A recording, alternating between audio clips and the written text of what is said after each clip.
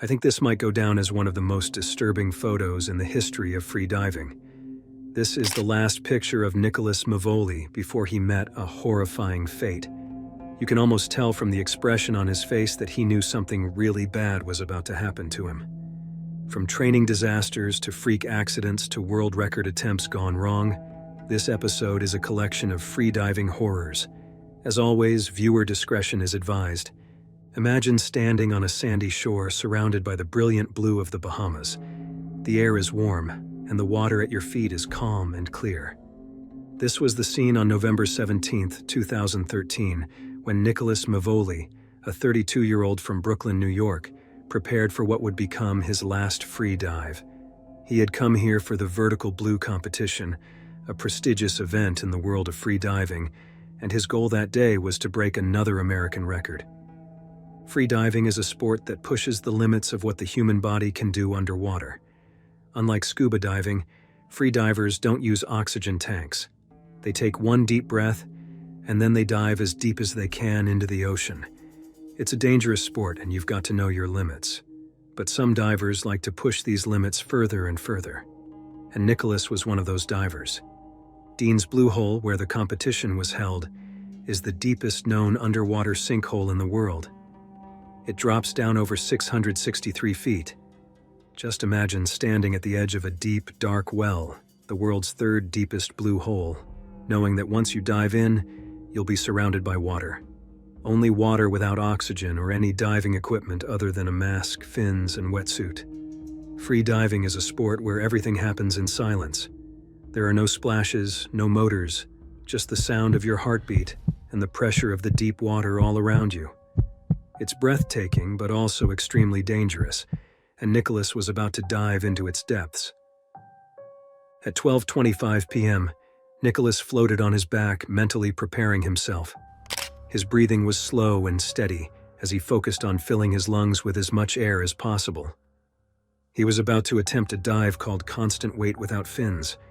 This meant he couldn't use any kind of gear to help him swim down or up, only his own strength. He aimed to reach 236 feet on a single breath. With safety divers in position, Nicholas flipped over and began his dive. He moved smoothly through the water, his body cutting through the blue like an arrow. The other athletes and observers watched anxiously from the surface.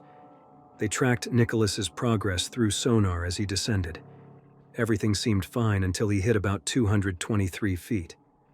That's when something changed. Nicholas hesitated for a moment, and it looked like he was about to turn back. In that split second, he made a choice. Instead of swimming back to the surface, he continued downward, determined to reach his goal. Watching from above, some of his fellow divers felt uneasy. Mike Board, another diver in the competition, later said, "Diving to that depth with no fins is tough. I knew it was going to be hard for him to get back up." Finally, after nearly 4 minutes underwater, Nicholas surfaced. His face broke through the water, and he immediately pulled off his goggles, signaling to the judges that he was okay. But something wasn't right. He slurred his words and had a distant look in his eyes.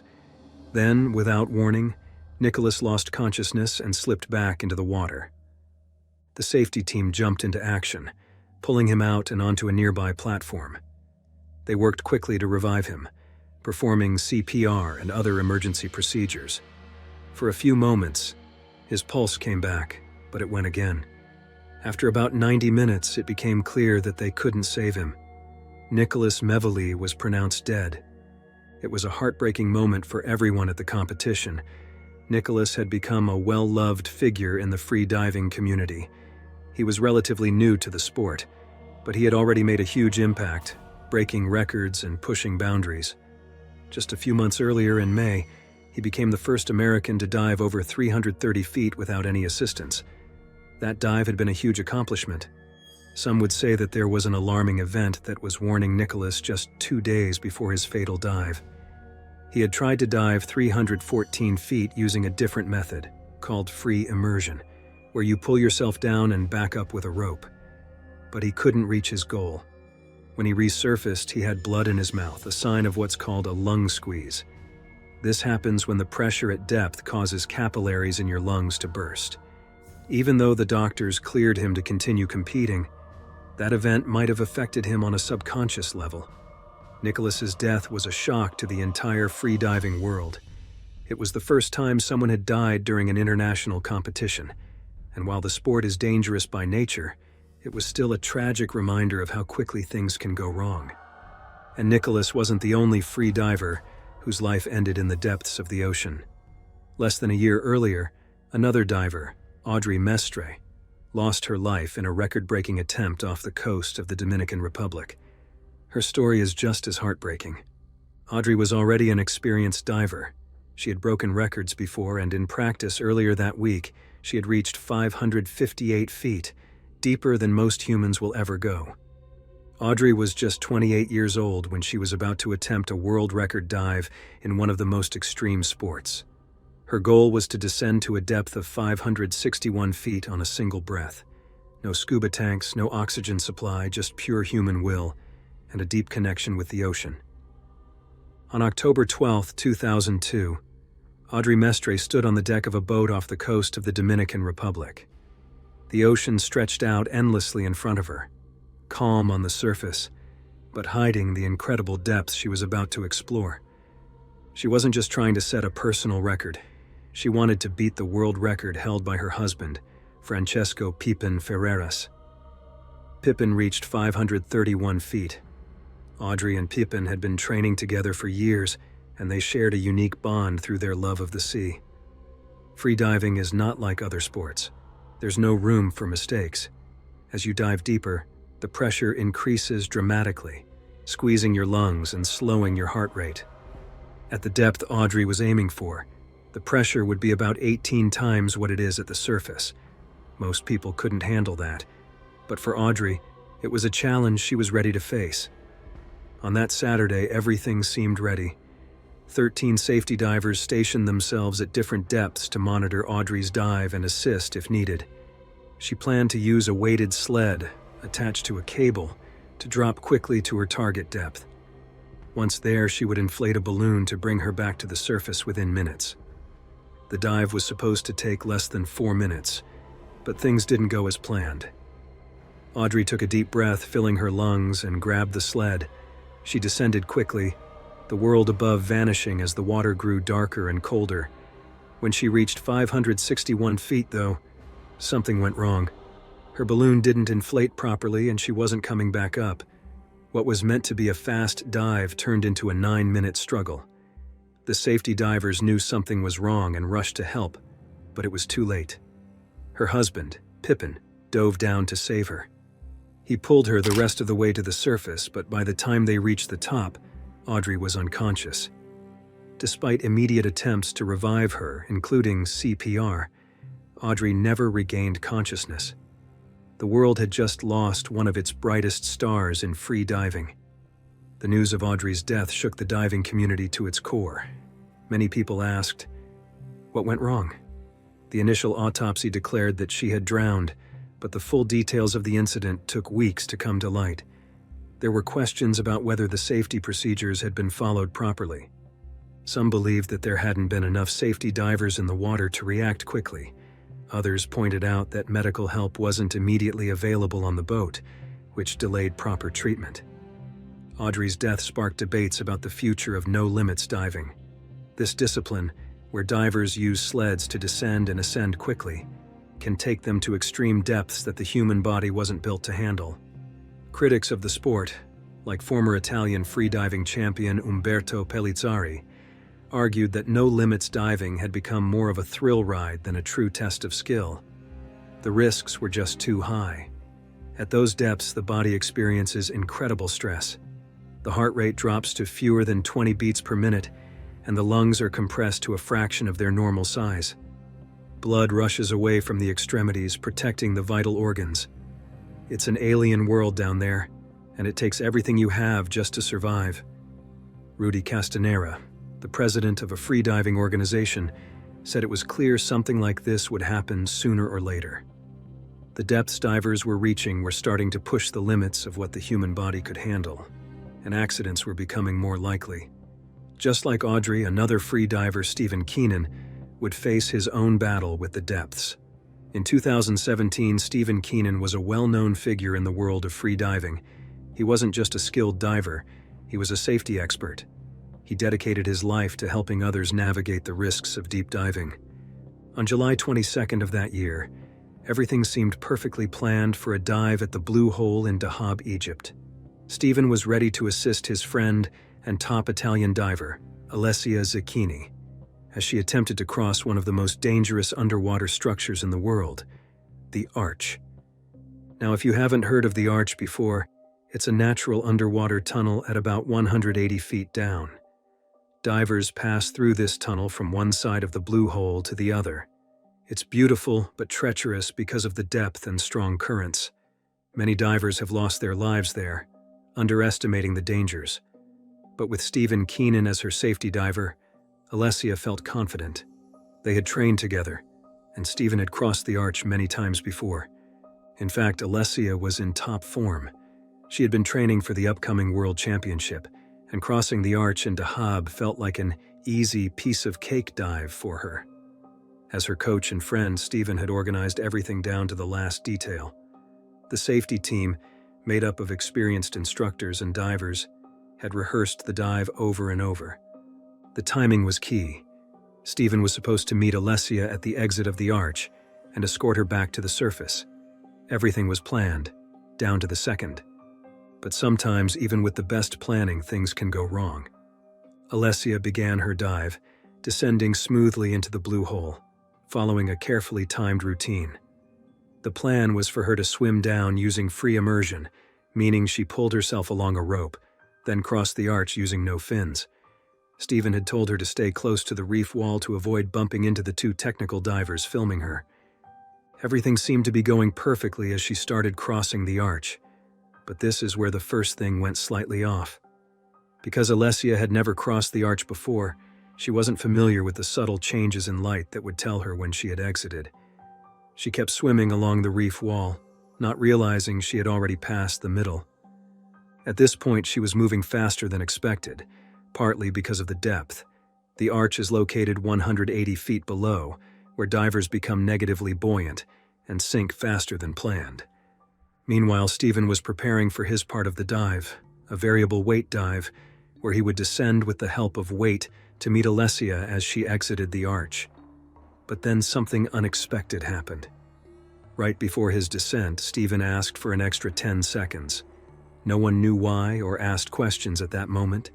Stephen was the boss, the one who organized everything, and he had already crossed the Arch successfully multiple times. So when he asked for 10 more seconds, his team trusted him. That slight delay, though, meant that by the time Stephen reached the bottom, Alessia had already exited the Arch, and she was much further away from the rope than anticipated. Stephen realized this immediately and made a sprint towards her. This was the next thing that went wrong. Instead of guiding her back to the far rope, Stephen made a quick decision to start their ascent right there. At first, Alessia was swimming on her own, with Stephen right behind her. He was watching closely, ready to assist if needed. But as they neared the surface, Stephen saw that Alessia was getting tired. He grabbed her by the hips to help guide her the rest of the way up. The current was stronger than expected, and it pushed them far from where they had planned to surface. As they reached the surface, Alessia was still conscious. She was tired but aware of her surroundings. That's when the third thing went wrong. Stephen, the man who had been everyone's protector, was face down in the water. At first, no one realized what had happened. There was a group of snorkelers nearby, creating a lot of noise and splashing, making it hard to hear Alessia's calls for help. She quickly turned Stephen over and saw that he wasn't breathing. That's when the panic set in. The safety team scattered around the Blue Hole rushed to help. They performed rescue breaths in the water as they swam Stephen back to shore, but they knew time was running out. By the time they reached the shore, it was clear something was terribly wrong. The team performed CPR, but the equipment they needed wasn't there. At that time, there was no defibrillator at the Blue Hole, and even the ambulance had to park far from the water. Despite their best efforts, Stephen never regained consciousness. Stephen Keenan died that day while saving a friend. Divers believe that he might have suffered a shallow water blackout. This condition happens when the brain is suddenly starved of oxygen. It was a devastating loss, not just for the diving community, but for everyone who knew him. He was a hero to many, a coach, a friend, and a man who gave everything he had to ensure the safety of others. Yet not long before, another tragedy would strike the world of freediving. Natalia Molchanova was a legend in the world of freediving. Born in the Soviet Union in 1962, she was built from a background of strict discipline and hard work. She trained like an athlete from the old Soviet era, but with a heart full of joy and laughter. Natalia didn't take up freediving until she was in her 40s, which was unusual for a sport where many athletes started young. But that didn't stop her from quickly becoming the best.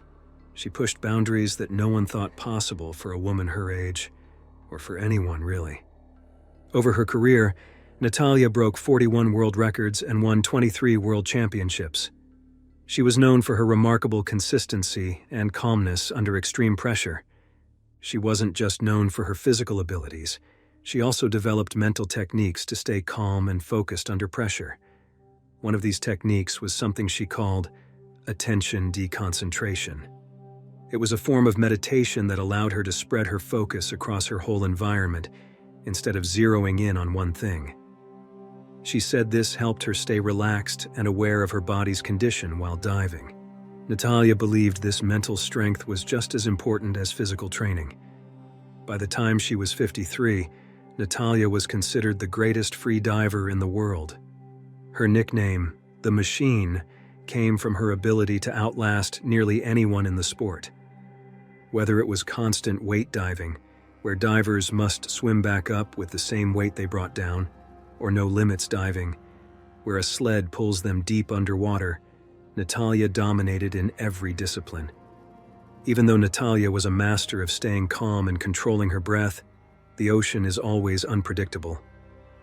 On August 2, 2015, Natalia was in Spain giving free diving lessons to a wealthy Russian student. It was a day like any other, but after the lesson, she decided to take a dive on her own. It wasn't meant to be anything too deep or challenging, especially for someone like her. She had dived far deeper before, pushing the limits of human endurance.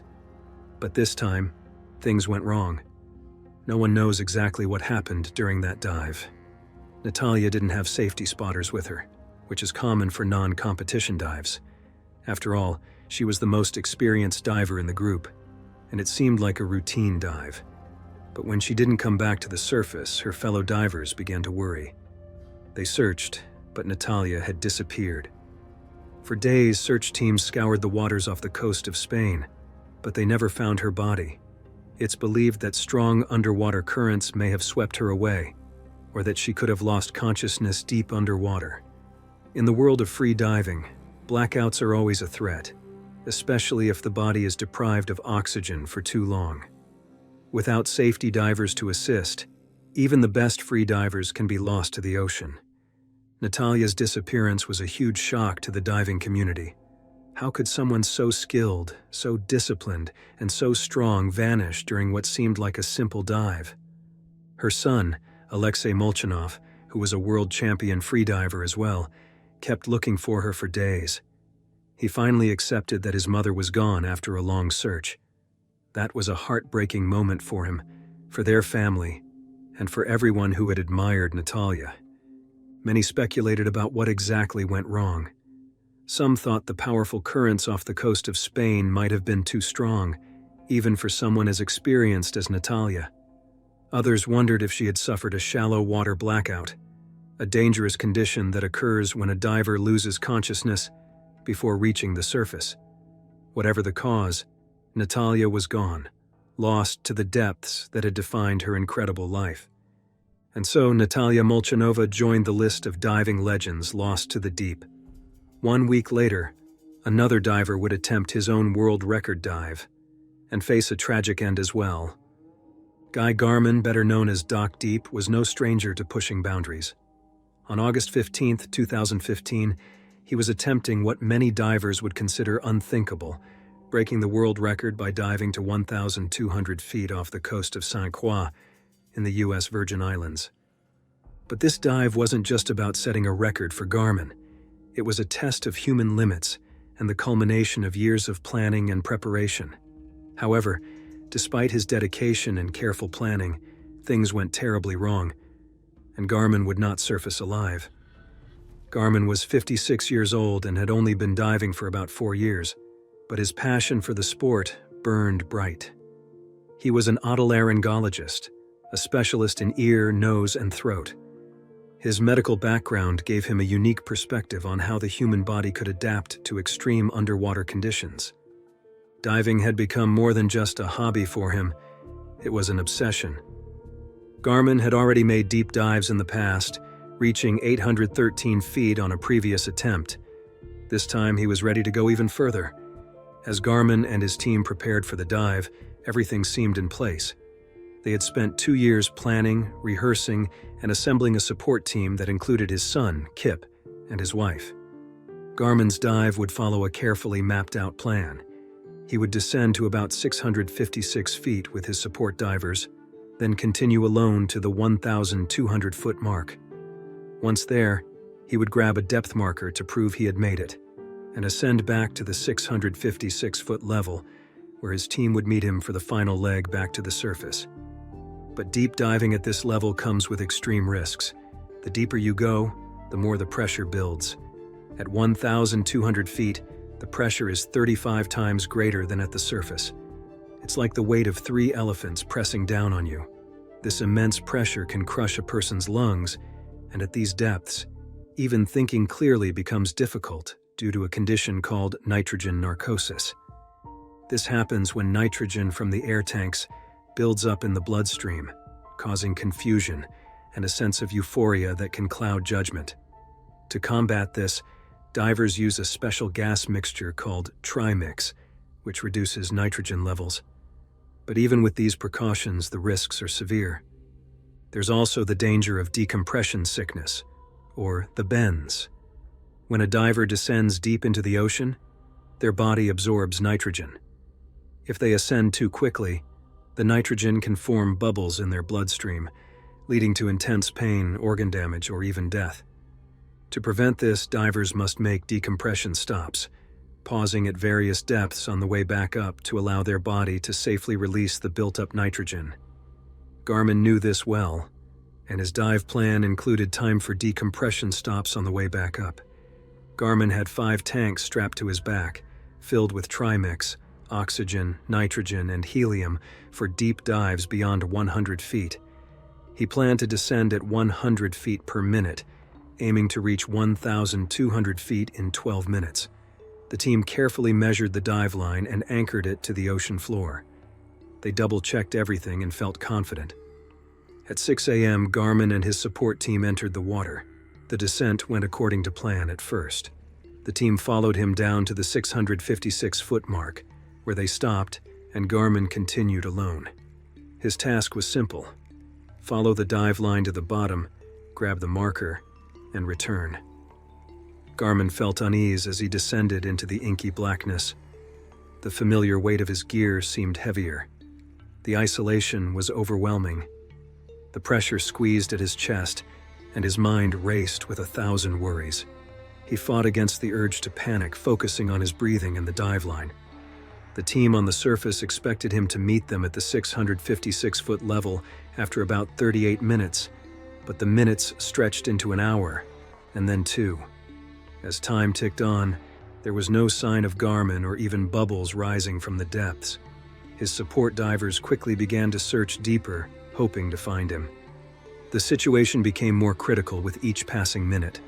The divers scanned the dark waters, searching for any indication of where Garmin could be. But there was nothing. No bubbles, no movement, just silence. The team searched for hours but soon realized the tragic truth. Something had gone terribly wrong, and Garmin wasn't coming back. His wife and son, who had waited anxiously on the surface, felt devastated. What should have been a moment of triumph became an unimaginable nightmare. 3 days later, they found Garmin's body. His gear remained intact, and his tank stayed attached. However, no one knew exactly what went wrong during his dive. Experts believed nitrogen narcosis might have played a role. Narcosis is a reversible alteration in consciousness that occurs while diving at depth. It is caused by the anesthetic effect of certain gases at high partial pressure. At such depths, even experienced divers can become disoriented and lose their sense of direction. Many in the diving community had raised concerns before Garmin's dive. Though he was passionate and determined, he had completed only about 600 dives. While that might sound like a lot, deep diving is an entirely different beast. Diving to 1,200 feet requires a level of experience that very few divers possess. In fact, fewer than 10 people in the world have dived below 800 feet using self-contained breathing gear, and more people have walked on the moon than have successfully completed a dive to such depths. Just a week before the dive, Garmin's team posted a video on YouTube showing their preparations. Seasoned divers watched it and felt alarmed. They saw the dive as too ambitious for Garmin's experience and believed his team lacked the expertise for such a dangerous mission. They warned the dive was full of red flags. Deep diving is one of the most extreme challenges a human can face, and no amount of preparation can eliminate the risks. The ocean is unpredictable, and even the smallest mistake can have fatal consequences. Thanks for watching, and I'll see you in the next one. Stay bold and live brave.